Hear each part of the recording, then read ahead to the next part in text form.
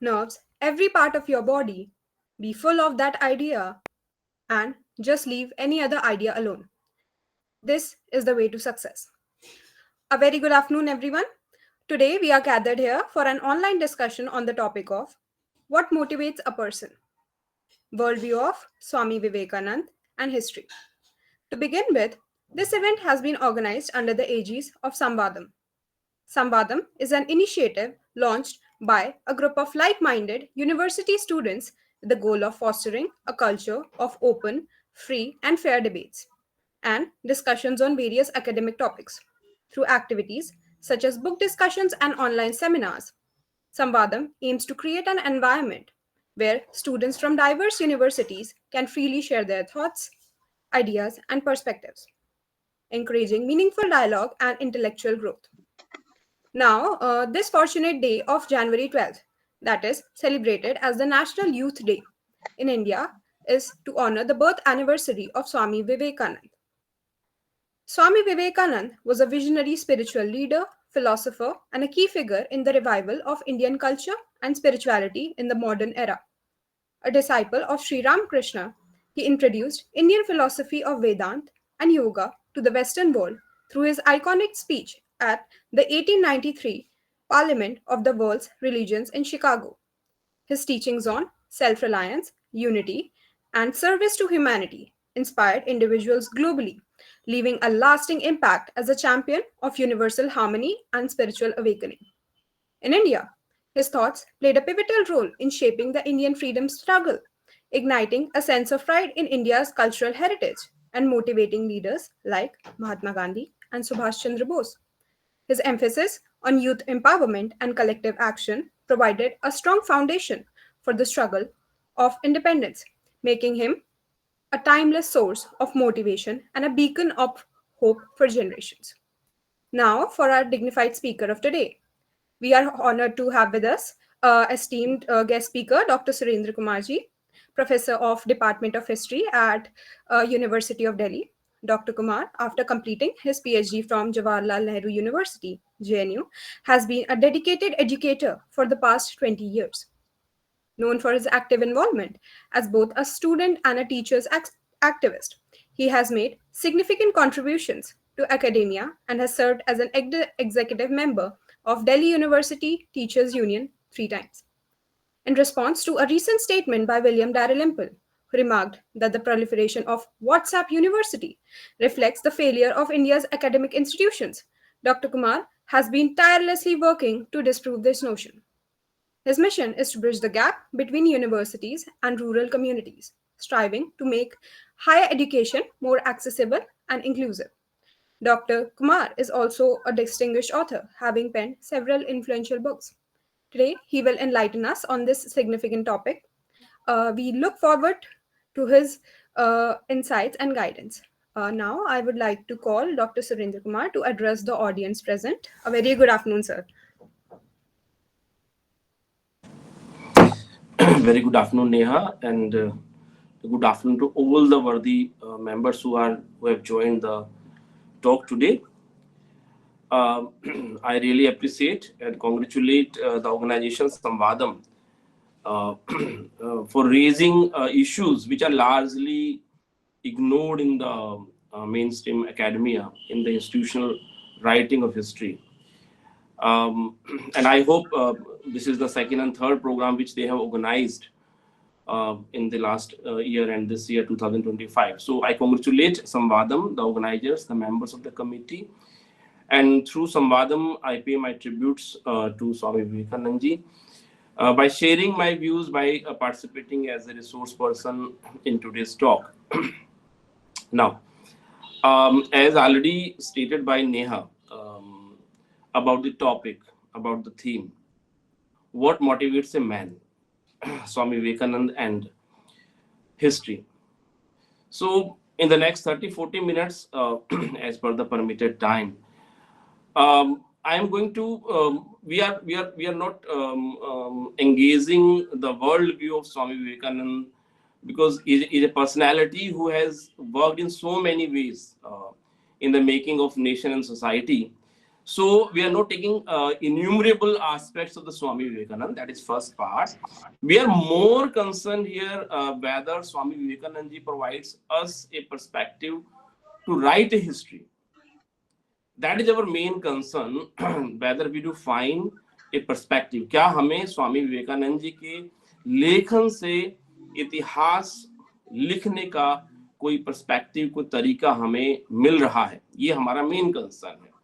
And to understand the perspective of Swami Vivekananda, to write history, I have taken the text Karma Yoga. So in the next 30-40 minutes, we will try to engage with reference to these three aspects. Now,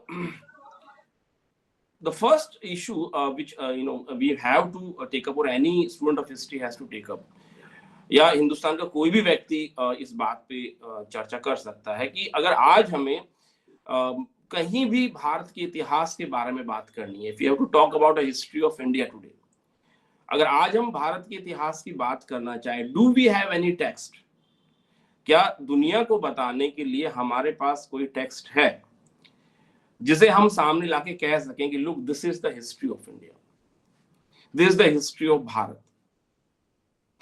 Because the history writing after independence has moved in certain ways, which has problematized, which has raised, from particular perspective. History writing, क्या इतिहास लेखन का कोई एक तरीका हो सकता है, या इतिहास लिखने के कई तरीके हो सकते हैं? So या जिस इतिहास को हम पढ़ते हैं, the kind of history which we study in university system, ancient history, medieval history, modern history, क्या ये अतीत के बारे में हम बात कर रहे हैं या एक नरेटिव है about the past? And why we have seen the past from this particular manner, that it is the ancient history or the medieval history or the modern history? क्या इसके अलावा भी कोई तरीका हो सकता है इतिहास को देखने का?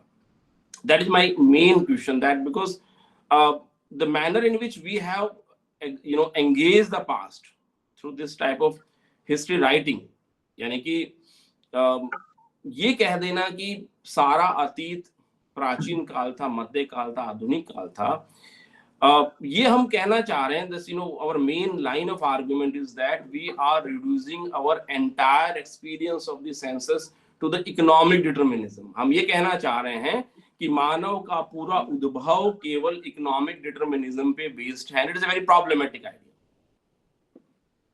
It's a very problematic idea. And when we have classified the entire history with reference to ancient, medieval, and modern, then the manner in which the research has been engaged, that research, the time period of 50 years, 100 years, 200 years, and the manner in which the periodization, the manner in which the range, the periodization of history has been taken, ये बड़ा problematic कर देता है हमारे लिए history को समझने के लिए.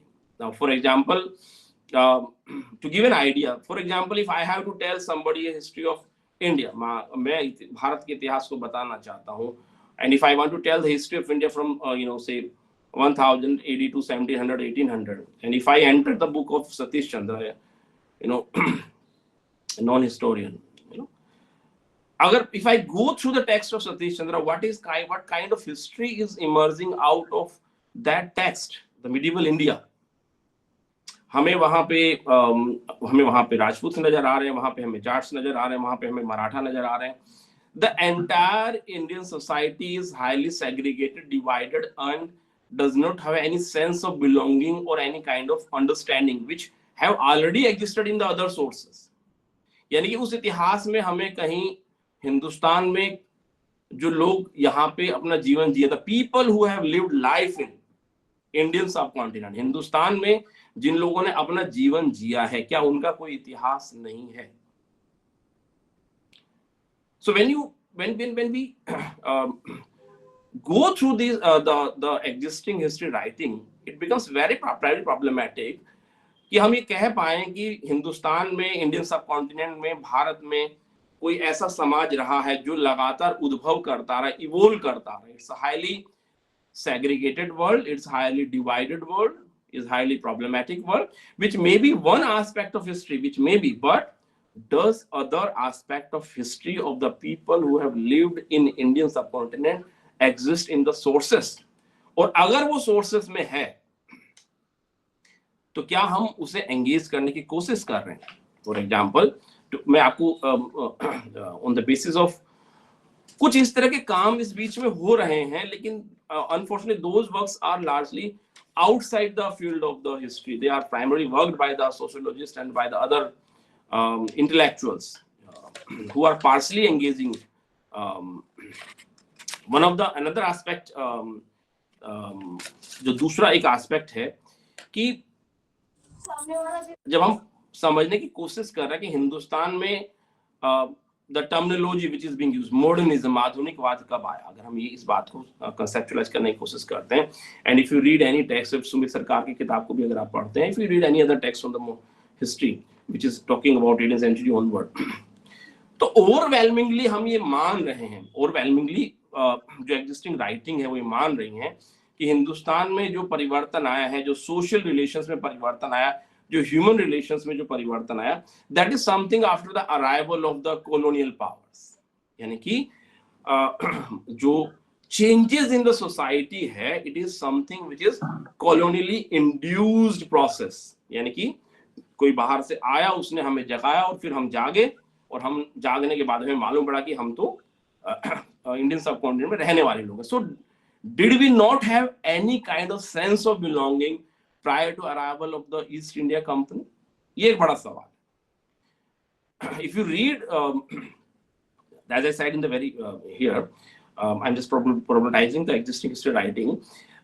When you read Gail Onward को जब हम पढ़ते हैं, Seeking Begumpura, वो यही सवाल उठाती हैं that you the real transformation in terms of human relations, एक इंसान दूसरे इंसान को कैसे देखता है, उसका एक बड़ा राइटिंग जो है हमें रीजनल लैंग्वेजेस में 15th सेंचुरी ओनवर्ड हिंदुस्तान में देखने को मिल रहा है. Means the time period from 15th century onward we find innumerable writers, saints in India who are conceptualizing the society in a manner where all are equal, where we are building a larger sense of belonging. For example, अगर आप श्री गुरु ग्रंथ साहब को ही देखेंगे तो इतने इन terms of language, in terms of social backgrounds, in terms of religious background, all the different sayings of the people have been brought into. So to argue with that we did not exist as a shared space prior to arrival of East India Company, बड़ा problematic हो जाता है. अगर हम केवल इसको analyse करने की कोशिश करते हैं फ्रॉम द सिंगुलर पर्सपेक्टिव, ये जो सिंगुलर पर्सपेक्टिव और प्लूरल पर्सपेक्टिव कह रहे हैं, इसको हम पॉपुलरली जब आप इतिहास लेखन की बात करते हैं तो हम जनरली एक वर्ड हम यूज करते हैं, either you are intellectual as a left wing intellectual और राइट विंग इंटेलेक्चुअल. ये भी बड़ा एक प्रॉब्लमेटिक नजरिया है चीजों को देखने का, because what is the left perspective is largely an economic determinism. और उस इकोनॉमिक डिटर्मिनिज्म से अगर किसी इंसान के जीवन को हम समझने की कोशिश करें तो वो इंसान के किसी एक पक्ष के बारे में हमें कुछ बता सकता है, अतीत के किसी एक पक्ष को हम एंगेज कर सकते हैं. But if you try to say that by analysing the life of the society और the nation through the economic perspective we get the totality of the past. ये बड़ा प्रॉब्लमैटिक आइडिया है. You have seen the writings of the Max Weber also, Spirit of Capitalism. तो Protestant ethic spirit of capitalism में वो यही बात कह रहे हैं कि बदलाव कहाँ से आते हैं, इंसान सोसाइटी मूव कहाँ से करती है, and Swami Vivekananda also brings that issue further. Hindustan में जब हम इस डिस्कशन को आगे ले जाने की कोशिश करते हैं तो हम देख रहे हैं कि स्वामी विवेकानंद का जो टेक्स्ट है वो हमें इस चीज को समझने में हेल्प करता है. Now as I said, the singular approach to write history, ये जो singular approach है, why it is problematic and why the existing history writing has largely dominated by the singular writing, a singular perspective. इसे एकांगी सोच कह सकते हैं, उसे आप लेफ्ट कह सकते हैं, उसको आप history writing on the basis of material perspective कह सकते हैं, वगैरह वगैरह. But does man exist? Man exist कैसे करता है? Is it, does the human being exist only in one context? क्या केवल इंसान एक ही संदर्भ में एग्जिस्ट करता है? That is in the society. जिस इतिहास को हम लिखने की बात कर रहे हैं, whether we are talking about the political history or economic history, यहाँ हम इंसान को किस स्पेस में लोकेट कर रहे हैं? जिस स्पेस को हम पॉलिटिकल हिस्ट्री, जिस स्पेस को हम इकोनॉमिक हिस्ट्री, जिस स्पेस को हम मटेरियल पर्सपेक्टिव से लिखना चाह रहे हैं, वो क्या इंसान की टोटलिटी को रिप्रेजेंट कर रहा है, उसके पूरे जीवन को रिप्रेजेंट कर रहा है, उस समाज के, उस देश के पूरे जीवन को रिप्रेजेंट कर रहा है, या केवल वो उस जीवन के, उस समाज के, उस देश के किसी एक पक्ष को रिप्रेजेंट कर रहा है? Now, Max Weber has also contested the same thing. We exist at 3 levels. हम एक नहीं, हम 3 जगह 3 तरीके से एग्जिस्ट करते हैं. You exist as an individual, as a family. आप एक परिवार के रूप में और आप एक इंडिविजुअल व्यक्ति के रूप में एग्जिस्ट करते हैं. आप एक सोसाइटी, पब्लिक स्पेस में पार्टिसिपेट करने के रूप में एग्जिस्ट करते हैं. You exist at the level of cosmology. यानी कि किसी भी इंसान के जीवन के, किसी भी समाज के अतीत का जब हम अध्ययन करना चाह रहे हैं, तो यह हमें समझना पड़ेगा कि वो किस तरह की स्पेसेस में एग्जिस्ट करता है. Now family, since the evolution of the human being, family एक ऐसा परिवार, एक ऐसी संस्था है जो लगातार हमारे साथ चल रही है, which is the base of the society. और इसलिए जब आप स्वामी विवेकानंद को पढ़ते हैं, कर्मयोग पढ़ते हैं, तो वो यही कहते हैं कि what is the base of the society. Society का एपी सेंटर क्या है, कहां से सोसाइटी रन हो रही है. He refers it is the householder. Householder is the base of a society. So when we examine that human being exist at 3 level, वो परिवार के रूप में भी एग्जिस्ट कर रहा है, व्यक्ति के रूप में भी एग्जिस्ट कर रहा है, वो समाज के रूप में भी एग्जिस्ट कर रहा है, वो कॉस्मोलॉजी के लेवल पे भी एग्जिस्ट कर रहा है. Now, just to give an idea कि why this singular perspective of writing history is problematic, और क्यों हमें स्वामी विवेकानंद का जो नजरिया है वो हमें इतिहास को समझने की एक नई दृष्टि प्रदान करता है. So we are questioning the existing perspective of writing history. देखिए आप, just to give an idea, Swami Vivekananda हमें क्या कहना चाह रहे हैं? स्वामी विवेकानंद हमें कहना चाह रहे हैं how human being is interacting in the society, that is the base of understanding the past. आप थॉमस स्किडमोर को पढ़ें, for example the modern Latin America. अगर आप उस लैटिन अमेरिका के इतिहास को पढ़ना चाहें, what is there in the book? There are very small 2 chapters which talks about the invasions and the conquest, and the other aspect of the chapters of the book are more and more about what happened after the conquest. तो conquest के बाद वहां पे क्या हुआ, कैसे industrialisation हुआ, कैसे एक्सपोर्ट हुआ, कैसे इंपोर्ट हुआ, कैसे इंडस्ट्रियलाइजेशन हुआ. That is the history of when you read. आप ब्रैडफोर्ड बर्न को भी पढ़ेंगे तो he has also written 2 very small 2 chapters कि कैसे यूरोप के लोग वहां गए, उसके बाद में किस तरह का समाज बना, किस तरह की इवोल्यूशन हुआ, क्या चेंजेस आए. The point is that when you read David Sternard, जब हम डेविड स्टर्नर्ड को पढ़ते हैं तो वो सवाल उठाते हैं कि इस नजरिए से जब हम इतिहास को पढ़ रहे हैं, इस इकोनॉमिक डिटर्मिनिज्म के रूप में जब हम इतिहास को पढ़ रहे हैं, तो इतिहास हमारा कॉन्क्वेस्ट ओरिएंटेड हो गया है. हम कॉन्क्वेस्ट की बात कर रहे हैं. If you examine the history of India through the Aligarh historians, अगर उनके नजरिए से अगर आप देखें, तो हमने अभी तक जिस तरह 1000 से लेकर 1700 के टाइम पीरियड को डिस्कस करने की कोशिश की है, what is our entire approach? हमारी पूरी अप्रोच क्या? Our approach is state centric. Latin America के हम इतिहास लिख रहे हैं, हमारा अप्रोच क्या है? That who one the battle, who one the battle, but what happened in the process of winning that battle, what happened with the people of the native Latin America, southern America.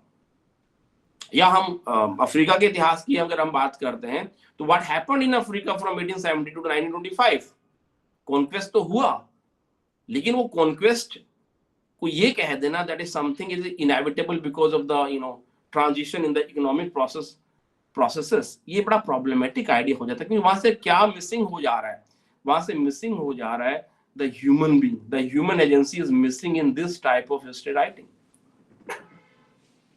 सो अगर हमने इतिहास को इस तरह से लिखने की कोशिश की है, समझने की कोशिश की है, तो हमने इतिहास को एक कॉन्क्वेस्ट ओरिएंटेड इतिहास बना दिया है, where the society, where the human beings are projected and considered only in one space.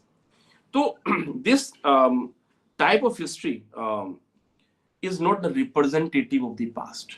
अगर हम ये कहना चाहें, अगर हम इसे आर्ग्यूमेंट करना चाहें कि क्या ये इतिहास जो है it is representative of the totality of the past, तो ये बड़ा प्रॉब्लमेटिक हो जाता है. And here comes into the picture of Swami Vivekananda. यानी कि इस इतिहास में हमें वो चीजें नजर नहीं आती जो समाज में घटित हो रही हैं, जो इंसान के साथ इंटरेक्ट कर रहा है, and how the society is changing. Now the issue, what motivates a man, or what motivates a person, or what motivates the human being.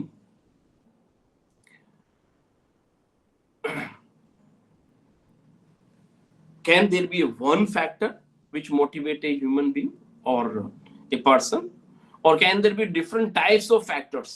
ये एक इतिहासकार का काम है कि वो उन फैक्टर्स को एग्जामिन करे. For example, if I want to study, अगर मैं इतिहास में पढ़ना चाहूँ कि व्हाट मोटिवेटेड गुरु नानक साहब टू स्टार्टेड द पंगत एंड संगत, पंजाब में पंगत और संगत की परंपरा को स्टार्ट किया, इंस्टीट्यूशन एस्टैब्लिश किए, व्हाट मोटिवेटेड गुरु नानक. अगर मैं इतिहास में आज पढ़ना चाहूं तो मुझे वो नहीं मिलता. If I want to study what motivated Maharana Pratap to register Mughal state, I do not find the history of that struggle. या मैं पढ़ना चाहूं व्हाट मोटिवेटेड गुरु सम्राट Ramdas who conceptualized the idea of Swaraj, अगर मुझे उसे मैं आज इतिहास में पढ़ना चाहता हूं तो मेरे पास इतिहास कहां है, where is that history? If I want to study what motivated Guru Hargobind who started the tradition of miri and piri, दो तलवारें रखने की जो परंपरा शुरू हुई कि गरीब को भी बचाना है और धर्म को भी बचाना है, ये परंपरा को अगर मैं इतिहास में आज पढ़ना चाहूं तो where is that history? If I want to study the transformation in society through गुरु गोविंद सिंह, खालसा की स्थापना हुई, इक्वालिटी की स्थापना हुई, वेयर इज दैट हिस्ट्री, कहां है वो इतिहास? बिकॉज व्हेन यू रीड, आप मुजफ्फर आलम संजय सुब्रमण्यम का मुगल स्टेट पढ़ लीजिए, you read any other history of Iqtidar Alam Khan को पढ़ लीजिए, you read any other historians, if history is about the lived experience of the people, अगर इतिहास का मतलब ये है कि हम उन सब के बारे में चर्चा करें जो घटित हो चुका है, जो लोग जीवन जी चुके हैं, जो जीवन जी के जा चुके हैं, अगर उनके सभी जीवन को हम पढ़ना चाह रहे हैं तो फिर ये इतिहास हमें कहां मिलेगा? And if I want to study what motivated the two sons of Guru Gobind Singh, Fateh Singh and Zorawar Singh, एक 7 साल का बच्चा और एक 9 साल का बच्चा जो है 3 दिन भूखे रहते हुए, हाउ डिड दे,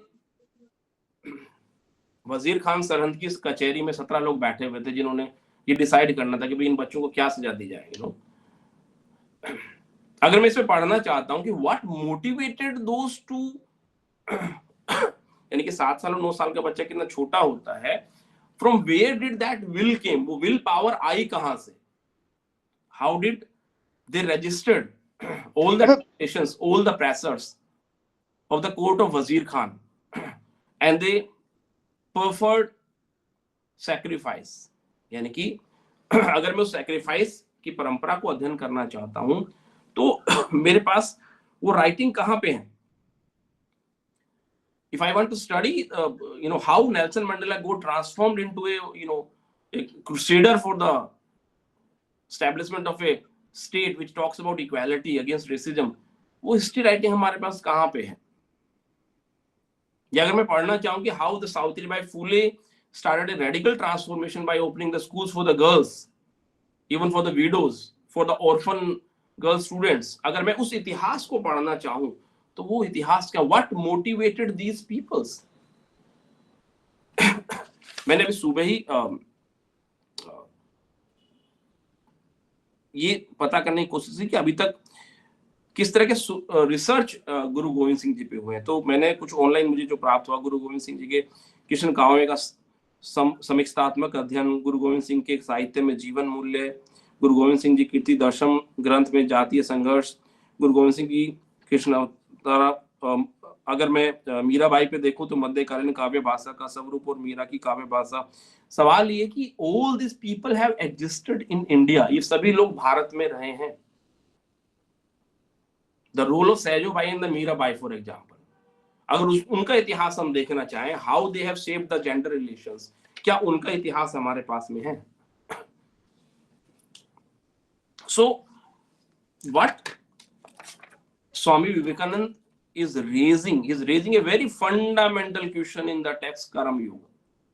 कर्म योग में सबसे जो फंडामेंटल सवाल वो उठा रहे हैं कि what motivates a man, a person, how does a human being plays the role in the society which leads to transformation। वो in fact he initially talks about Buddha. वो अपना टेक्स्ट को बुद्धा से शुरू करते हैं कि how do we examine, how does a life get transformed into a personality जिसके सामने आज आधी दुनिया सर झुकाती है। he starts the text in such a manner कि क्या इसके ऊपर हम कोई मंथन कर सकते हैं कि कैसे हिंदुस्तान की जमीन में महात्मा बुद्ध का जन्म हुआ, या कैसे वो प्रोसेस ऑफ लर्निंग टीचिंग शुरू हुई जो आज half of the world, and then he refers to Jesus also, वहां जीसस की बात भी कर रहे हैं। क्या उनका कोई इतिहास हमारे सामने हो सकता है? बट इफ यू रीड, आप आर एस शर्मा पढ़ें, आप रोमिला थापर पढ़ें, आप सतीश चंद्र पढ़ें, आप नंबर ऑफ हिस्टोरियंस, दो they have done their work from a particular singular perspective. लेकिन अगर मैं एक इतिहास का छात्र होने के नाते हिंदुस्तान के बारे में किसी को बताना चाहता हूँ, if I want to tell that this is the history, जैसे कि आपके घर में कोई आता है तो आप अपने घर के बारे में किसी को बताना, you want to introduce your family to somebody, so you may have areas of conflicts within your family और you have the areas of convergence in your family. आप अपने परिवार के बारे में, अपने बारे में क्या बताएंगे? What I will tell to the people about the country, how we have evolved, how ethos and life of people have evolved over a period of time। तो खैर ये जब हम समझने की कोशिश करते हैं, Swami Vivekananda provides us karma based causal interpretation of culture and history, karma based causal interpretation of history and culture, and it is a very he has elaborated very systematically। इसलिए वो कर्म क्या है और कर्म योग क्या है, he says it is not a worship of the god, it's not a worship of the god, it is about the ethics and the religion which determines our social action। हमारा जो एथिक्स है, हमारा जो शिष्टाचार है, हमारा जो धार्मिक मान्यताएं हैं, वो कैसे हमारे एक्शन को डिटरमाइन करती है ना। जब इस संदर्भ में हम स्वामी विवेकानंद को पढ़ने की कोशिश करते हैं, then we do find the kind of methodology which is proposed by Swami Vivekananda is somewhere also parallel to the kind of methodology which is proposed by Max Weber, but there is a line of divergence also। लेकिन एक जगह आके इतिहास लिखने को लेकर जो है, पास्ट को एंगेज करने को लेकर, I do find a similarity that ideas matters too. यानी कि सवाल ये है कि किसी भी समाज को, किसी भी इंसान को, किसी भी देश को बदलने में, आगे ले जाने में, whether it is the material conditions or whether it is the ideas।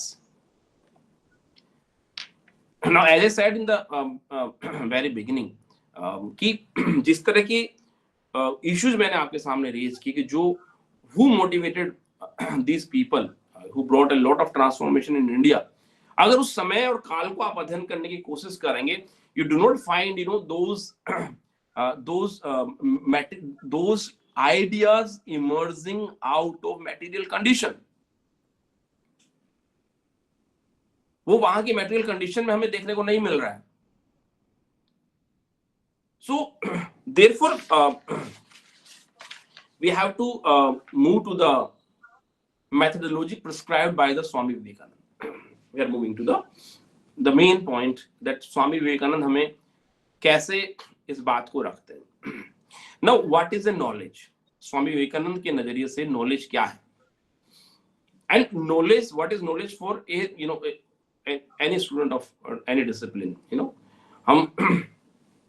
हम कहते हैं कि what is knowledge? हम knowledge को एक simple definition हमारा होता है which is a justified belief, यानी कि आपका जो belief है जिसे आप justify कर पाए, that is a knowledge. And this type of knowledge is justified on the basis of certain verified elements which exist in society. अगर मैंने कहा कि ये एक टेबल है और ये लकड़ी की बनी हुई है, तो आप उसे जाके वेरीफाई कर सकते हैं. And if I say it is my I have this knowledge, it is made of the wood, then you can verify whether it is made of wood or not. लेकिन स्वामी जी जो यहाँ बात कह रहे हैं, he is saying that knowledge exists within us. Knowledge does not exist outside. Knowledge बाहर नहीं होती, knowledge हमारे अंदर होती है. Now यहाँ पे जब हम स्वामी विवेकानंद को पढ़ने की कोशिश करते हैं, that we find he has a larger similarity with the Noam Chomsky. Noam Chomsky भी यही कहते हैं कि we are pre-programmed, we are not blank people, we are not social animal. हम दुनिया में blank नहीं आते, we are pre-programmed. So what is a knowledge for Swami Vivekananda? Knowledge comes from within. So is it absolute knowledge or it is a relative knowledge? Vivekananda कहते हैं कि it is about discovery. It is uncovering of the various wheels which are on our soul. यानी कि जिस तरह का understanding of the man, that what is a man, है ना, वो I'm not going into detail, but the idea of man which has existed in the writings of the Plato and Aristotle and in the writings of the so-called Western countries, है ना, वहाँ पे it is the Descartes से जब आप start करते हैं, I think therefore I am, तो उसकी extreme limit जो है वो mind है. But in the case of Indian subcontinent, it is not the mind but it is the soul. So he says that what is knowledge? So knowledge is how do you discover yourself? आप अपने को कितना discover करते हैं, और जितना आप अपने आप को discover करते हैं उतना आपकी understanding. So one person can be an ignorant person, can be a knowing person, and can be omniscient person. Buddha को वो omniscient person कहते हैं क्योंकि उन्होंने अपने आप को पूरा discover कर लिया. There can be an ignorant person who has not explored himself. तो अपने आप को पहचानना, और जितना आप अपने आप को पहचानेंगे उतना आपकी समझ दुनिया के बारे में बदलती जाएगी. To give an idea, as a person when you examine the same world at the age of 20, and as a person when you examine the same world at the age of 40, and as the same person when you examine the same world at the age of 80, दुनिया में बदलाव ना हुआ हो, लेकिन आपकी आयु में बदलाव जो है वो दुनिया के प्रति आपका नजरिया बदल देता है. You are the same, the world is same, but in that case also your way of understanding the world gets changed. So the issue arises, क्या स्वामी विवेकानंद हमें कोई methodology prescribe करते हैं that how does the man is motivated, how can we examine the action of the man, So he says if you want to understand that what motivates a person, what is that willpower, वो क्या willpower है जो फतेह सिंह और Zorawar Singh sir झुकाने के बजाय अपने आप को दीवार में चिनवाना पसंद करते हैं. They don't want to sacrifice their dignity, they don't want to sacrifice their right to religion, और वो भी 7 साल का 9 साल का बच्चा, that is something rarest of the rare. The willpower. So स्वामी विवेकानंद कहते हैं कि जो हमारे कर्म होते हैं वो हमारा कैरेक्टर बनाते हैं, जो हमारा कैरेक्टर होता है वो हमारा विल बनाता है। That is the the method which is prescribed by स्वामी विवेकानंद। यानी कि हम कर्म का अध्ययन करते हैं तो हमें इंसान के कैरेक्टर के बारे में मालूम पड़ता है, इंसान के कैरेक्टर के बारे में मालूम पड़ता है तो इंसान की विल को हम समझ सकते हैं कि how that action of the human being has emerged.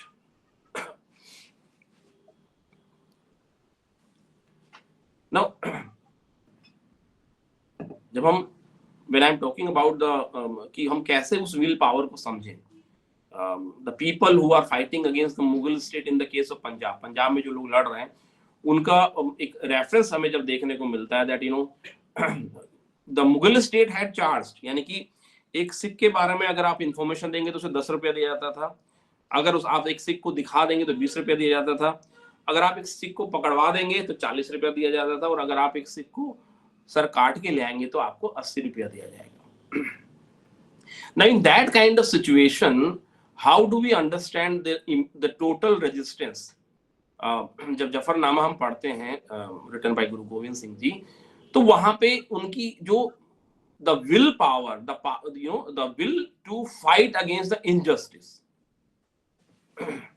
यानी कि उस पूरे जफरनामा को पढ़ने के बाद में जो हमें समझ में आता है that why he is resisting the invasions, because he considers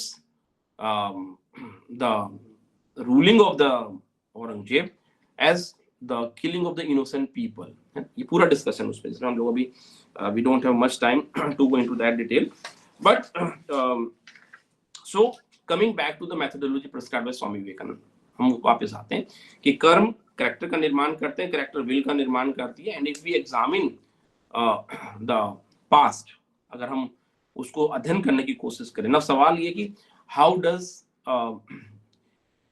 what is a कर्म।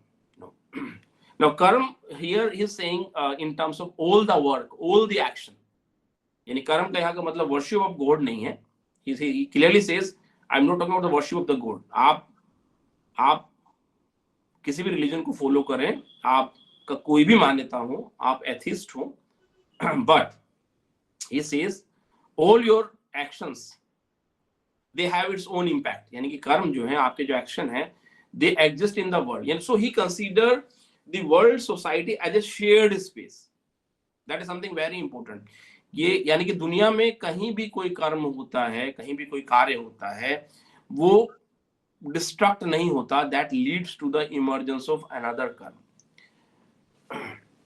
Now if I try to examine this idea कि जिस तरह की ब्रूटैलिटी लैटिन अमेरिका में यूरोपियंस के आने के बाद में हो, जिस तरह के मैसेकर बेस्ड ब्रूटैलिटीज हुई, वो मैसेकर बेस्ड ब्रूटैलिटी आज भी सदर्न अमेरिकन कंट्रीज में हम राज्यों के द्वारा देख सकते हैं। That massacre based brutality is now part of that political system, and brutality at one space of the world promotes brutality in other space of the world.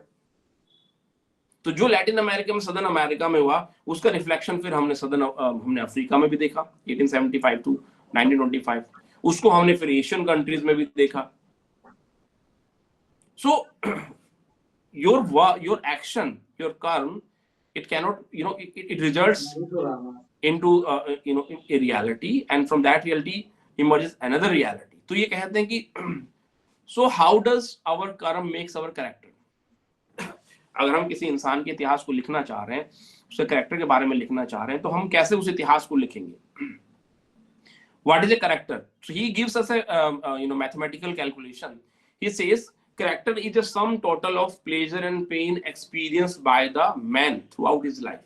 एक इंसान अपने जीवन में दुख और सुख के जो इंप्रेशंस अपनी आत्मा पर छोड़ता है, जिस तरह से वो दुख और सुख को बियर करता है, that makes the character of the person. So if we have to यानी कि इंसान के जो लाइफ है, हिज एक्सपीरियंसेस, हर experiences in the life, those the experience of the pain, the experience of the pleasure, ये दोनों तरह के जो एक्सपीरियंसेस है, उन एक्सपीरियंसेस को हमें डॉक्यूमेंट करना चाहिए, और उस डॉक्यूमेंटेशन के आधार पर how the human being has behaved towards those experiences, उस इंसान ने या उस समाज ने। जब मैं कहने की कोशिश करता हूँ कि why the idea of Buddha or why the idea of certain ways of life has dominated in India, अगर आप उसको देखने की कोशिश करेंगे तो सोसाइटी के इवोल्यूशन से लेके समकालीन समय टाइम पीरियड तक आप देख रहे हैं कि certain ways of engaging the societies वो लगातार एग्जिस्ट होता है। So the character is the sum total of pleasure and pain. यानी कि अगर हम उस प्लेजर पेन यानी how has he interacted within the family, how he has interacted with the within the society, how has he interacted and what should be the basis of that interaction, उस interaction का basis क्या होगा, how do we decide what is the character of the person। वो कहते हैं, सवाल उठाते हैं कि मान लीजिए पहाड़ से 4 घोड़ों का एक रथ जो है नीचे की तरफ जा रहा है, तो अगर वो रथ नीचे की तरफ जा रहा है तो उसे ले जाना कठिन काम है या उसे रोकना कठिन काम है। Equations.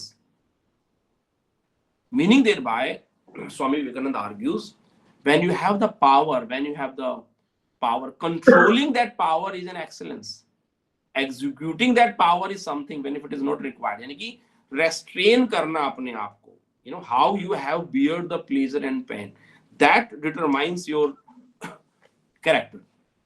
Now फिर वो आगे बढ़ते हैं कि how shall we examine what is the range, कैसे इंसान के कार्य को हम एग्जामिन करेंगे। then he says we have to examine because karma is, what is karma is the action, and what is action is the thoughts which are existing in the human beings। यानी कि हम जब इंसान के action को हम देख रहे हैं, जब हम शिवाजी को देख रहे हैं फॉर एग्जांपल, जब वो स्वराज्य की स्थापना कर रहे हैं फॉर एग्जांपल, या महाराणा प्रताप फॉर एग्जांपल लड़ रहे हैं, इस फ्रीडम के लिए वो लड़ रहे हैं, so their action reflects the thought। उस थॉट को हम कहां देख सकते हैं, तो एक हम उसके लाइफ में देख सकते हैं the processes under which he is evolved. Then Swami Vivekananda कहते हैं कि फिर हमें ये देखना पड़ेगा that how that person has behaved with his brother, with his sister, sons and daughters of the sisters, the poor man, the servant, the friend, any unknown person of his own country and any stranger। यानी कि उसकी responsibility उसने कैसे perform किया, how he has behaved with the other human beings, उसकी एक range को अगर आप देखने की कोशिश करें तब हम देखते हैं कि विवेकानंद के आइडियाज में there is no other, unlike the kind of thought which we have seen Plato Aristotle से लेके जब हम Spanish interaction with Latin America देख रहे हैं, वहां पे हमेशा एक अदर होता है, and other is always barbarian, other is always uncivilized, other is always brutal person, etc। Victoria ने इसके ऊपर काम किया है, डिटेल में आपको पढ़ सकते हैं। बट फॉर स्वामी विवेकानंद ये कह रहे हैं कि किसी इंसान के कैरेक्टर को समझना है तो हमें लिस्टिंग करना पड़ेगा कि how he has gone through the pleasure and pain, उसमें कैसे रिस्पॉन्ड किया, and then how he has interacted with the various peoples towards his duty, जहां पे उसकी ड्यूटी एग्जिस्ट करती है। And what is a duty, Swami Vivekananda ये भी कहते हैं कि there is no uniform standard of the duty, कि किसका कर्तव्य क्या होगा, लेकिन सवाल ये है कि किस स्पेस और टाइम में आपका जो ड्यूटी बनती है, अगर आप वो ड्यूटी कर रहे हैं। So he says no one format of life is superior to the other format of life, ये भी कहते हैं। यानी कि कोई एक जीवन जो है वो दूसरे से सुपीरियर नहीं है, डिपेंड करता है कि आप किस स्थिति में खड़े हैं और वहां से आप जो है किस तरह की अपने दायित्व निभाते हैं। ही गिव्स एन स्टोरी, वो एक स्टोरी हमें बता रहे हैं, ही सेइंग अबाउट द एक स्वयंवर की, वो वहां पे बात कर रहे हैं, इस स्वयंवर में suddenly sanyasi comes, and the girl which is about to choose a bridegroom for herself, वो सन्यासी को चूज कर लेती है, but sannyasi had come by chance there, और सन्यासी वापस चले जाते हैं, he goes to the forest, but this girl also moves behind the the सन्यासी, वो जंगल में चली जाती है, and द पर्सन जो राजा है वो भी उसके पीछे पीछे चले जाते हैं. Now, after a while in the forest, the sannyasi is he lost into the forest because it was familiar with him. रात हो जाती है, जिस पेड़ के नीचे वो रुकते हैं, उस पेड़ के नीचे राजा होता है, the daughter is there and one more person is there. ये 3 लोग उस पेड़ के नीचे रात बिताते हैं क्योंकि सन्यासी हैज गॉन. एंड उस पेड़ के ऊपर देयर आर बर्ड्स, और उन बर्ड्स को लगता है कि there is a family of the birds and the birds thinks that some people has come to our home. उस पेड़ के नीचे आके उसमें तो हमारे घर में लोग आ गए और ये लोग भूखे हैं. सो द मेल बर्ड वो कहता है कि भाई हमारा दायित्व बनता है कि हम गृहस्थ हैं, तो हमारे घर के पास में कोई अगर आए वो भूखा सोए तो ये हमारे लिए गलत हो जाएगा. So the bird drops itself into the fire. Female bird को लगता है कि भाई 3 लोग हैं, एक से कुछ पूरा नहीं होगा, तो she also drops herself into the fire. और उसके बाद 2 बच्चे उनके और हैं, वो भी उनको रियलाइज होता है कि जब हमारे माँ बाप ने सेक्रीफाइस किया तो हमें भी सेक्रीफाइस करना चाहिए. And they also gets drop themselves into the fire. तो विवेकानंद ये कहते हैं कि कोई भी कार्य जो है अच्छा और बुरा नहीं है, डिपेंड करता है किस सिचुएशन में. वो कहता है कि द सन्यासी who absolutely rejected the idea of marriage, so he had his own version of life. तो जो उसने जीवन धारण किया उसे उसी जीवन पे रहना चाहिए. लेकिन बर्ड्स जो कि गृहस्थ जीवन में थे, right, they had their own idea of the performing duty, है ना. तो उन्होंने अपने आप को सेक्रीफाइस कर दिया. सो स्वामी विवेकानंद कहते हैं कि no duty, there is no absolute parameter of the duty, there is no homogenisation of the duty, there is no homogenisation of the moralities. कोई एक मोरालिटी नहीं हो सकती. उसमें भी वो he gives another story, I'm cutting short that. But कहना हम ये चाह रहे हैं कि वो कहते हैं कि अगर आप परिवार का जो बेस है that is a family, that is a house holder, तो वो कहते हैं कि हाउस होल्डर का काम है कि वो उसके ऊपर जितने भी आश्रित लोग हैं उनके लिए उसे जिस हद तक जाना पड़े अपने दायित्व को उसे निभाना चाहिए. That is something very important raised by. So if you have to examine the society and the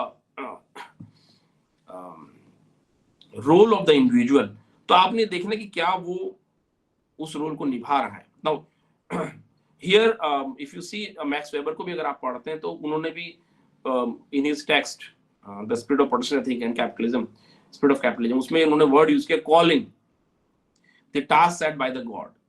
task set by the God is कि ईश्वर ने आपके लिए, यानी कि what Max Weber is saying कि that asceticism, यानी जो सन्यास है उसको मोनेस्टिसिज्म से निकाल के दुनिया में लाके काम स्थापित कर दिया प्रोटेस्टेंटिज्म ने, कि आप जो भी करें वो आप इस तरह से करें, you are serving the god, you are working not for the pleasure but you are working for the god. Swami Vivekananda जो हमें कह रहे हैं, he is saying you have to work for self abnegation, यानी कि आप दूसरों के इंटरेस्ट के लिए चीजों को छोड़ दें. What is the ultimate aim of the life of the human being? तो यहाँ पे जब हम स्वामी विवेकानंद को और मैक्स वेबर को पढ़ने की कोशिश करते हैं, I do find a similarity because he is also prescribing a different ethics and Swami Vivekananda is also prescribing a different type of ethics where the entire experience of the human being, so not one good work, that's what Swami Vivekananda says, एक अच्छा काम नहीं, the series of work done by the human being continuously in his life. And what is a good work and what is a bad work, उसको भी वो define कर दें कि आप उसे good work और bad work को कैसे define करेंगे. The work which leads you to non attachment, यानी कि जो कार्य आपको non attachment की तरफ ले जा रहा है. ये सेज कि आप चाहे सन्यासी हैं, आप चाहे गृहस्थ हैं, आप जिस तरह का भी जीवन जी रहे हैं, अगर आप नॉन अटैचमेंट, यानी कि आपका कर्म जो है, आपका कैरेक्टर जो है, आपकी विल जो है, वो आपको नॉन अटैचमेंट की तरफ ले जा रही है, तो the degree of the manner in which your degree of non attachment rises, that strengthens your will power. When the people of Kashmir were threatened by Aurangzeb, when they were threatened to get converted into Islam, when Guru Tegh Bahadur, he sacrificed, यानी उन्होंने जब अपना जीवन sacrifice कर दिया, है ना, because that was a terminal condition, उस will power को हम कैसे examine करें, how that absolute non attachment, ये जो एब्सोल्यूट नॉन अटैचमेंट है, या मैं कहूं कि how we examine the sacrifice of Bhagat Singh, Bhagat Singh के सैक्रिफाइस को हम कैसे समझने की कोशिश करते हैं। It is emerging from the Punjab, and Punjab as a land has continuous culture of sacrifice. Punjab ने लगातार उस कल्चर ऑफ सैक्रिफाइस को, उन आइडियाज को नर्चर किया। If you see, try to see the sacrifice of Bhagat Singh in that continuity, तो वहां everybody is ready to sacrifice himself and herself for a larger idea. So यहां पे स्वामी विवेकानंद जी कहते हैं कि हमारे जो कर्म है, हमारे जो कार्य हैं, हम कैसे रिस्पोंड करेंगे, ये कैसे डिटरमाइन होगा। you know, from where does this idea emerge? So he uses the word vyapti. Vyapti means, he says, association of ideas which have existed in the space within which a human being is living. यानी कि जिस को आप अध्ययन करना चाहते हो उस दौर में किस तरह के विचार एग्जिस्ट कर रहे हैं, किस तरह के आइडियाज एग्जिस्ट कर रहे हैं। Because he says, he gives an example, अगर आप दिन में 100 लोगों से मिलते हैं, you may not remember the 100 people, but उसमें से कुछ चेहरे आपको कई बार याद रह जाते हैं। Why does that face is remembered by the person? आप 100 लोगों से मिले, 100 लोग आपको याद है, लेकिन आपको कोई 2 लोग याद रह जाते हैं। स्वामी विवेकानंद कहते हैं कि that we have to, why those 2 faces are remembered by the person, because in a certain manner we have developed certain kind of familiarity with certain types of faces or certain types of ideas which are conveyed through those faces. तो वो हमें जानते, हम उन्हें जानते नहीं, वो हमें जानते नहीं, but you have met 100 people but you remember 2 people. So that's what he says, vyapti. Vyapti means association of ideas which have existed in the time period which we are examining. So he uses the word देश काल निमित्ता, यानी कि what is the causation of action. निमित्ता means acquisition. ये सवाल max weber भी उठाते हैं। वो कहते हैं कि क्या इस कोजेशन इज वन साइडेड, क्या कोजेशन केवल एक तरफा ही होता है। ये he is questioning the economic determinism. जब ह्यूमन एक्शन को हम केवल इकोनॉमिक डिटर्मिनिज्म पे कंस्ट्रक्ट करना चाहते हैं और इतिहास को जब उसी पैरामीटर में हम पढ़ने की कोशिश करते हैं, अतीत को मुझसे एंगेज करने की कोशिश करते हैं, so Max Weber has raised this issue, does causation exist in one direction? But Swami Vivekananda says that one wave which has been created in our mind leads to the birth of innumerable waves. एक विचार जो हमारे मस्तिष्क में आ गया है वो विचार खत्म नहीं होता. That idea will create innumerable ripples, and that innumerable ripples will create multiple actions. So he argues that thought travels across the time and in space. वो यहाँ पे एक बहुत as I said, his basic understanding is that world is a shared space. दुनिया जो है एक shared space नहीं है, उसको आप टेरिटरी पे आप डिवाइड नहीं कर सकते. जो आइडियाज आज इंडियन सब कॉन्टिनेंट में इमर्ज हो रहा है, जो आइडियाज आज सदर्न अमेरिका में इमर्ज हो रहा है, these ideas interact with each other. So ideas cannot be annihilated. So he says that देश काल निमित्ता. So causation is contextual. Causation is not one directional. Causation can be from any perspective. It is the role of the historian. इतिहासकार का काम है कि उस causation को वो ढूंढे, सर्च करे, एग्जामिन करे जो अतीत है और उसके अकॉर्डिंग जो है वो हिस्ट्री लिखने की कोशिश करे. Now he says दो वर्ड वो यूज करते हैं with reference to, for example, यहाँ पे वो he classifying largely the Indian society in 2 groups. अब यहाँ पे वो because we are trying to engage the text of the Swami Vivekananda for history writing, right? वो इसके लिए नहीं लिख रहे. Basically he's writing कर्म yoga as a science of work, कि काम करने का विज्ञान क्या है. That is the basic. The word which uses by the Swami Vivekananda is the science of work. तो इसलिए वो कहते हैं कि कर्म योग का मतलब वर्शिप करना नहीं है, आप काम कैसे कर सकते हैं, क्या काम करने का कोई तरीका है, क्या ह्यूमन एक्शन को डिटरमाइन करने का कोई तरीका है, क्या विपरीत परिस्थिति में अपने आप को मजबूत रख के अपने काम को करने का कोई तरीका है. So he is largely talking about how the life of the human being is shaped, ये उसको अध्ययन करना. सो देयरफॉर ही सेज कि भारत में या तो हम इंसान या तो मॉन्क है, सन्यासी, या वो गृहस्थ है. यहाँ पे वो दो तरह क्लासिफाई करते हैं. एंड ही सेज कि इंसान को दुनिया को समझने के लिए जो मॉन्क होता है उसका तरीका होता है नेति नेति. नेति नेति मतलब नहीं नहीं, because he has a larger will, and he can reject so many things, but that doesn't make monk a very superior person. वो ये कहते हैं कि सबसे डिफिकल्ट जो काम है that is the काम of the householder, because the householder has to perform various duties irrespective of different challenges. इति इति उसे कहते हैं इति इति, यानी कि by plunging into the world we participate into the world, and through participating into the world we, so from activity to calmness. वो कहते हैं कि यानी कि आप दुनिया में जाएं, दुनिया में काम करें, और काम करते करते आपको जो है दुनिया के बारे में, दुनिया के रिलेवेंस के बारे में समझ आएगा. So you get your knowledge through experience. यहाँ पे वो आपकी नॉलेज को एक्सपीरियंस से डेवलप कर रहे हैं. Knowledge is not coming, so that experience will uncover that will discover yourself. आप अपने आप को जितना डिस्कवर करेंगे थ्रू एक्सपीरियंस, आपका नॉलेज उतना ही बढ़ता जाएगा. So what is the aim of the human being? What is the absolute aim of the society? What should be the absolute aim of the any nation? ये last में सवाल स्वामी विवेकानंद उठाते हैं कि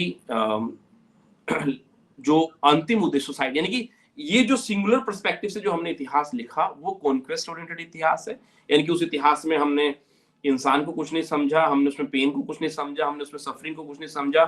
हमने 80 मिलियन से ज्यादा लोग 800 लाख लोग पीपल हमने सदर्न अमेरिका में मार दिए. 11 लाख हमने स्लेव्स को अटलांटिक ओशन में मार दिया. Number of the brutalities which were coming, यानी कि जिसे डेविड स्टर्ड कहते हैं होलोकॉस्ट ऑफ अमेरिका. यानी कि इस सिंगुलर पर्सपेक्टिव हिस्ट्री राइटिंग से हमने क्या किया है, हमने सिर्फ इंसान को बुरी तरह से बेरहमी से मारा है. Jallianwala Bagh for example, in the case of Punjab, you remember how brutally people were posted. So Swami Vivekananda कहते हैं the objective of the society is self abnegation. यानी कि what is the freedom, society freedom कैसे प्राप्त करेगी, through the total self abnegation. यानी कि आप अपने कर्म से अपने कैरेक्टर को बनाते हुए, अपने कैरेक्टर से अपनी विल पावर को बनाते हुए you are moving. So how do you objectively analyse, आप उसे क्या ऑब्जेक्टिवली एनालाइज करते हैं. वो कहते हैं कि you have to examine the action of the human being, that whether every action of the human being is continuously moving him towards selfishness और अनसेल्फिशनेस. यहाँ पे आके वो एक पैरामीटर हमें दे देते हैं सोसाइटी को इवोल्यूशन को समझने का. He is not classifying society और development in terms of the material condition, पर वो कहते हैं व्हाट इज मोरल. जो आपको अनसेल्फिश बनाता है वो मोरल है, जो आपको सेल्फिश बनाता है वो इमोरल है. So through karma yoga he is providing us a karma based causation of the history and culture, कि कैसे एथिक्स और जो रिलीजन है उसके आधार पर हम जो सोसाइटी को और अतीत को एंगेज कर सकते हैं. और मेरा ये मानना है, आई थिंक समय होता जा रहा है तो मैं अपने वाइंड अप करने की तरफ बढ़ता हूँ. So that's how I argue that the plural perspectives of writing history is something which we all of us as a student of history have to explore and engage. और जो जितने perspective से हम इतिहास को एंगेज करने की, अतीत को एंगेज करने की कोशिश करेंगे, आई थिंक जिस तरह के सवाल आज हम उठा रहे हैं, रेज कर रहे हैं, वो सवालों का जवाब शायद हमें मिले और हमारी जो समझ है अतीत के बारे में और बेहतर हो समय के साथ में. So with these words I express my thanks to the organisers and I pay my tribute to Swami Vivekanand for providing us that understanding. And I hope through today's lecture we will further move on. We will further develop this methodology of understanding or engaging the past from the perspective of Swami Vivekananda. Thank you very much. Yes. Thank you so much, sir. It was truly an enriching and insightful experience to attend this lecture today. Now, I would like to call upon the audience as the stage is open for questions. Also, ये एक द्विभाषी चर्चा है, तो आपको अगर अपने questions Hindi में पूछने हैं तो वो हिंदी में भी पूछ सकते हैं. आप प्लीज अपने हैंड्स रेज कर दीजिए, आपका नाम ले लिया जाएगा, तब आप क्वेश्चंस पूछ सकते हैं अनम्यूट करके.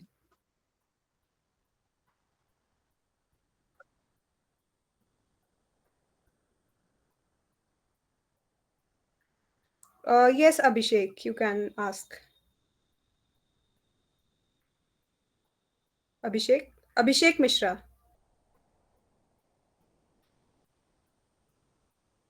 Okay, I suppose Abhishek is not there.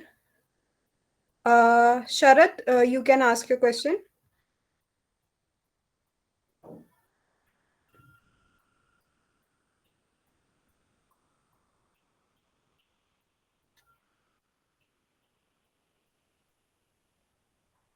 Okay.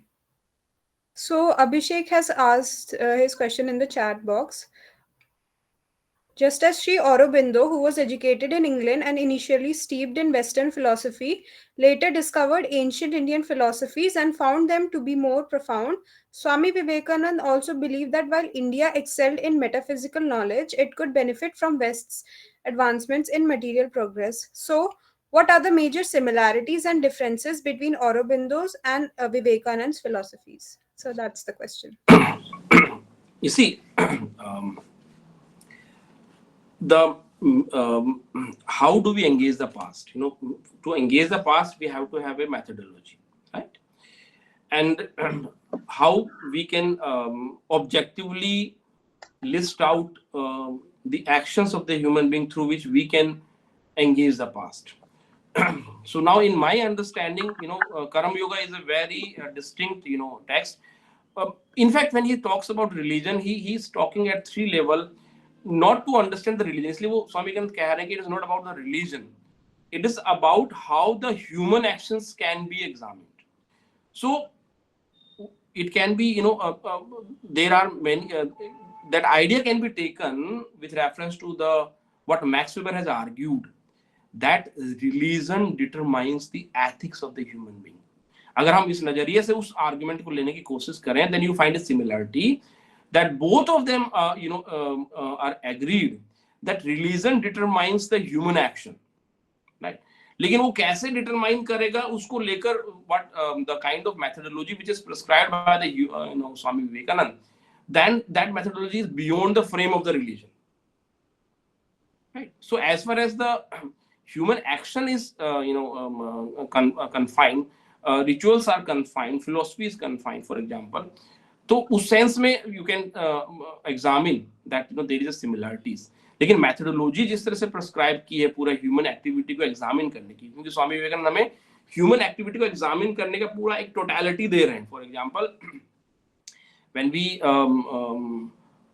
जब आप मार्क्सिज्म अप्रोच से इतिहास को एंगेज करते हैं तो द आइडिया इज जो idea है कि a society which is without any kind of discrimination and hierarchy, जहाँ पे भी उस आइडियोलॉजी से हमने दुनिया में देखा है कि not a single example we do have where people who come to the power through that ideology, they executed that kind of world view. लेकिन जिस स्वामी विवेकानंद जो हमें वर्ल्ड व्यू दे रहे हैं, स्वामी विवेकानंद जो हमें सोसाइटी का कह रहे हैं, we have to make a society which is self abnegation oriented, यानी कि जो एक हाईएस्ट जो टारगेट जो हमें देने की समाज कैसा होना चाहिए, राज्य कैसा होना चाहिए, we should not be conquest oriented, rather हम दूसरे के हित के लिए अपनी चीजों को छोड़ने वाले समाज का निर्माण करें.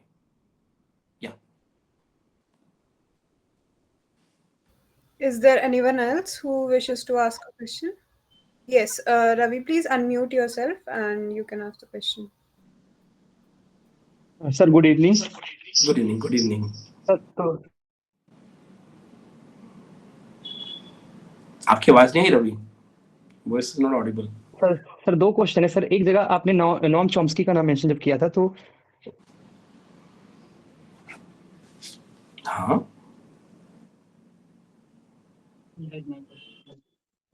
सर तो वहां पे जैसे बोला गया कि ह्यूमन बेटा आवाज नहीं आ रही आपकी। सोशल भी human are not social animal but pre program. तो सर प्री प्रोग्राम का क्या मतलब है? Yes, good, that is the first question. और सर सेकंड क्वेश्चन में ये है कि विवेकानंद जी जब एक्शंस की बात कर रहे हैं तो सर जैसे वेस्टर्न रेनेसा में जब उन्होंने ह्यूमनिज्म जो विवेकानंद जी के काफी करीब है विचारों के उसकी बात थी तो उसके सेंटर में ग्रीको रोमन लिटरेचर्स थे जो उनके यहाँ के एंशियंट लिटरेचर्स थे। तो क्या विवेकानंद जी के विचार में भी कोई ऐसा पर्टिकुलर टेक्स्ट है जो एंशियंट टाइम का है जो उसके सेंटर में हो? देखिए, स्वामी विवेकानंद जी कहते हैं that he rejects the hereditary transmission. वो कहते हैं, वो किताब के शुरू होते ही बड़ा सा सवाल उठाते हैं कि जीसस के पिताजी कोई बहुत बड़े व्यक्ति नहीं थे और बुद्धा के पिता कोई बहुत बड़े राजा नहीं थे, that he did vast territory, but how do we reconcile the emergence of Buddha and Jesus in two different areas. ये एक वो सवाल उठाते हैं that not the hereditary transmission but our action, our karma motivates us to react in a certain manner into a particular time and in space, है ना। तो जो स्वामी विवेकानंद जो प्री प्रोग्रामिंग कर रहे हैं, Noam Chomsky has a different area of pre programming, but कहने का मतलब ये है कि जहां एक सिंगुलर अप्रोच में हम देख रहे हैं कि human being is considered as a social animal, वो सब कुछ समाज से ले रहा है, पैसिव ऑब्जर्वर, वो जो कुछ बाहर मेटेरियल कंडीशन में होता है वो सब कुछ उसके दिमाग में आता है। यानी कि अगर मैं कहना चाहूँ कि रवि के दिमाग में क्या, तो मैं कहूंगा कि रवि ये बताओ कि what is your economic position, और आप अगर किसान है तो मैं बताऊंगा कि आपके दिमाग में ये सब कुछ होगा, अगर आप एक बिजनेसमैन है तो आपके दिमाग में ये सब कुछ होगा। तो your economic determinism will tell everything about the Ravi को अपने बारे में कुछ बताने की जरूरत नहीं, you are only an instrument in the hand of economic determinism, right.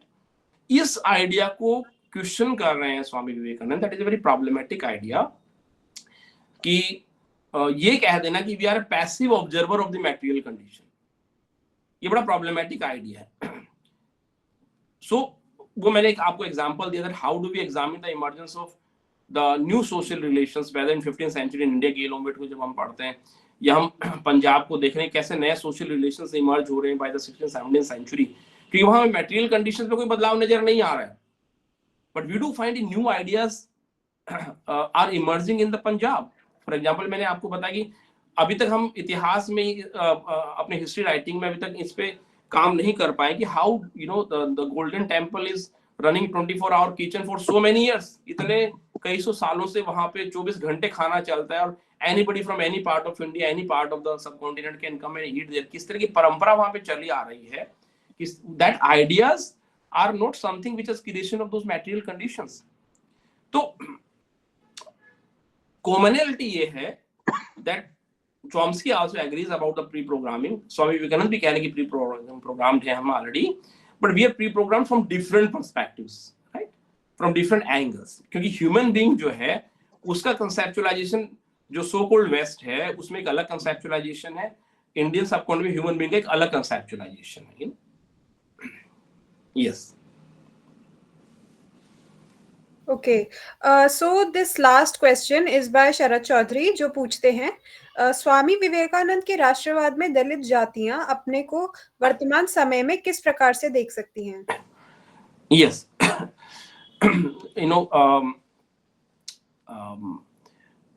Something very important issue, something very important. What Swami Vivekanand, what is the discourse of Swami Vivekanand? Swami Vivekananda का जो डिनोमिनेशन है ह्यूमन बीइंग को consider करने का, कि कहां तक इंसान की रिस्पॉन्सिबिलिटी हो सकती है, तो he extend the responsibility of the human being even to the stranger, to the old denomination, right. पहली चीज ये। दूसरा, the idea of he is totally opposed. वो कहते हैं कि जो रिचुअलिज्म है उसने हमें गुलाम बना दिया है, he argues The ritualism has made us slaves. We have to liberate ourselves. तो आपने जो ऑब्जर्व करना है वो अपने अंदर ऑब्जर्व करना है, योर वे ऑफ, आप किस तरफ जा रहे हैं, आप किस डायरेक्शन में जा रहे हैं, आपका ह्यूमन डेवलपमेंट क्या हो रहा है, वो आपने बाहर नहीं देखना, आपने अंदर देखना है. When you are devoting and contributing to your work, और आपने देखना है कि आपका जो अपना सेल्फ है वो किस तरह से इवोल्व हो रहा है. So Swami Vivekananda, because the right to religion जो है वो एक, अगर आप हिस्टोरिकली उसे देखने की कोशिश करेंगे तो मैं इसे ऐसे देखता हूं कि when you examine the role of bhakti saints, है ना, अगर आप 14th-15th सेंचुरी से देख रहे हैं तो किस तरह से संस्कृत से रीजनल लैंग्वेजेस में जो idea of divinity and idea of religion वो ट्रांसलेट होते हुए कम्युनिकेट हुआ है ना. तीर्थ यात्रा फॉर एग्जाम्पल एक बहुत बड़ा उदाहरण है अगर हम दक्कन की बात कर रहे हैं. So the idea of religion has been developed by the people across Indian subcontinent in various manners. लेकिन स्वामी विवेकानंद जिस बात को इंपॉर्टेंस दे रहे हैं, that is the human personality, that how the conduct of human being can be improved. और मुझे लगता है कि किसी भी इंसान को आगे बढ़ने के लिए ये बहुत जरूरी है कि हम एक बड़े व्यक्तित्व का निर्माण करें. मीन कर्मयोग जो टेक्स्ट है वो basically is a text which is open to all and to develop a larger personality to contribute in the larger manner in the society, है ना. तो इस संदर्भ में मैं देख रहा हूँ कि अगर हम कर्मयोग को देखने की कोशिश करते हैं, वो केवल दलित नहीं, भारत और दुनिया के सभी इंसानों को जो बिगेस्ट पावर ऑन अर्थ है, what is the biggest power on the earth? Absolute renunciation. यानी कि एब्सोल्यूट रिनंसिएशन जो करना है, वो एक एग्जांपल देते हैं that during the time Mahabharat का एग्जांपल देते हुए हम बताते हैं कि who is a great person. तो यानी कि वो जो जिस तरह का सेरेमनी पांडव ने ऑर्गेनाइज की थी, जिस तरह का दान दक्षिण उन्होंने ऑर्गेनाइज की थी, उसको लेकर एक वो कहते हैं कि जो रिनंसिएशन है, वो renunciation is the highest stage of the human development. तो एब्सोल्यूट रिनंसिएशन की तरफ अगर जब हम बढ़ने की कोशिश करते हैं, बट वो ये बात भी कहते हैं, first you have to plunge into the society. अगर आप एक हाउस होल्डर हैं और अगर आपके परिवार को कोई खतरा पैदा हो रहा है तो आपको हीरो की तरह उसे डिफेंड करना चाहिए. ऐसा नहीं कि आप कोने में जाके बैठ जाएंगे. You have to fight back. तो जब स्वामी विवेकानंद को हम पढ़ने की कोशिश कर रहे हैं, then it is not about absolute renunciation. पहला काम है कि आप अपनी ड्यूटीज को कैसे परफॉर्म करेंगे in the best possible manner. So I think when we because when we are discussing the karma yoga, then it is about how to develop a larger human being. एक human being को हम कैसे develop करें, best possible manner में develop करें. और उस sense में मुझे लगता है it is applicable to all the जिस तरह का आजकल जिस तरह के केसेस हमें देखने को मिल रहे हैं कि जिस तरह के अखबार साहब जिस तरह के पढ़ रहे हैं, जिस तरह का सेल्फ हमने कंस्ट्रक्ट कर दिया है कि स्वामी विवेकानंद जिस रेंज को डिस्क्राइब किया था कि हमारी ड्यूटी किन के प्रति बनती है, कि फ्रेंड्स के प्रति भी बनती है, पुअर के प्रति भी बनती है, सर्वेंट्स के प्रति भी बनती है, अनजान के प्रति बनती है. आज हमारी ड्यूटीज जो हैं, आज के दौर में हमारी ड्यूटीज आई थिंक बहुत रेस्ट्रिक्ट होती जा रही हैं. और इसलिए स्वामी विवेकानंद ही कहते हैं कि व्हाट इज नॉलेज. नॉलेज हम दुनिया को उतना ही जानते हैं जितना अपने आप को हम डिस्कवर करेंगे. तो I think the more we will discover, the more knowing person we will be, the more willing person will be. तो मुझे लगता है उस सेंस में it is useful for all the human being. लेकिन हाँ, अगर आप दलित के सेंस में in terms of आप ये पूछ रहे हैं कि whether he is prescribing here any kind of structural transformation of economic empowerment, उसकी हम यहाँ बात नहीं करें because he is writing in a very different context. But उनका जो text is open to all. That is something very important.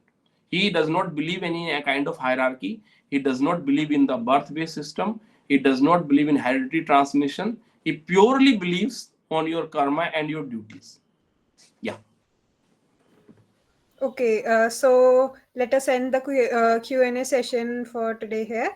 Now I'd like to call Mr. Chandrajeet for the vote of thanks. Thank you so much, Neha. Good evening, everyone. सबसे पहले और सबसे महत्वपूर्ण बात, आज स्वामी विवेकानंद जी की 162वीं जयंती है और इस जयंती पर इससे बेहतर सेशन मेरे समझ से नहीं हो सकता था. तो मैं सबसे पहले अपने संगठन की ओर से संवादम की ओर से प्रोफेसर सुरेंद्र कुमार सर को सहृदय धन्यवाद देता हूं. आपने अपने व्यस्ततम समय के बावजूद हमारे संगठन के निवेदन को स्वीकार किया। सर, आपने आज के विषय what motivates a person, world view of Swami Vivekananda and history पर अपनी गहन अंतर्दृष्टि, बहुआयामी सोच और ज्ञान को साझा किया। सर, आपकी विशेषज्ञता ने न केवल हमारी समझ को समृद्ध किया है, बल्कि इतिहास के एकांगी सोच वाले तथाकथित विद्वानों से कहीं आगे बहुआयामी दृष्टिकोण को से स्वामी विवेकानंद जी के इतिहास और उनके विश्व दृष्टिकोण को अकादमिक दुनिया में, खास करके question of sense of belonging, lack of research of Indian tradition और शक्ति का प्रयोग कैसे है, कौन सी शक्ति ज्यादा इंपॉर्टेंट है, ज्यादा महत्वपूर्ण शक्ति कौन सी है, कंट्रोलिंग शक्ति की बात की आपने, तो या उस शक्ति की इम्प्लीमेंटेशन पर आपने बात किया। सर, आपने इन सभी बातों को बहुत ही अत्यंत तार्किक और विश्लेषणात्मक रूप में रखा है, जो हम सभी साथियों को एक ऐतिहासिक नजरिया प्रदान करता है। मैं इस टॉक में अपना महत्वपूर्ण समय देने के लिए डॉक्टर देवेंद्र कुमार सर, इतिहास विभाग, Shraddhanand college, Delhi Vishwavidyalaya, doctor Lata ma'am, Shri Venkateshwara college, Delhi Vishwavidyalaya, doctor Archita ma'am, Pandit Deendayal Upadhyay college, Delhi Vishwavidyalaya, doctor Hoshiyar sir, doctor Praveen Kumar sir, Janki Devi memorial college, Delhi Vishwavidyalaya, doctor Jitendra Kumar, Maharshi Dayanand विश्वविद्यालय रोहतक, और जितेंद्र सर का विशेष धन्यवाद इस संदर्भ में कि आपने हमेशा हमें डिजिटली और क्रिएटिव सपोर्ट हमेशा प्रदान किया है, और साथ ही साथ आज की एंकर नेहा डिमरी को भी आज के कार्यक्रम को सफल बनाने के लिए विशेष धन्यवाद। इसके अलावा मैं इस टॉक को आयोजित करने में कड़ी मेहनत और समर्पण के लिए आयोजन समिति को धन्यवाद देना चाहूंगा। आप सभी की सावधानी पूर्वक योजना और प्रतिबद्धता ने ही वास्तव में आज ऐसी चर्चा को सफलता सुनिश्चित की है। मैं सेंट्रल कमेटी मेंबर अभिषेक भैया, विकास मिश्रा, रवि भैया, शाश्वत, मुरली भाई, नीरज भाई, सूरज भाई को विशेष धन्यवाद देता हूं। इसके साथ ही मैं भारत के अन्य विश्वविद्यालयों, काशी हिंदू विश्वविद्यालय, इलाहाबाद विश्वविद्यालय, जामिया मिलिया इस्लामिया विश्वविद्यालय, अंबेडकर यूनिवर्सिटी, दिल्ली विश्वविद्यालय के सभी साथियों का सहृदय धन्यवाद देता हूं। इसके साथ ही संवादम के आज के सत्र का समापन हुआ। इस महत्वपूर्ण कार्यक्रम में का हिस्सा बनने के लिए एक बार फिर से आप सभी लोगों का सहृदय धन्यवाद, और हमें उम्मीद है कि हमारे संगठन के आगामी कार्यक्रमों में भी आपकी उत्साहपूर्ण भागीदारी देखने को मिलेगी। धन्यवाद। Thank you.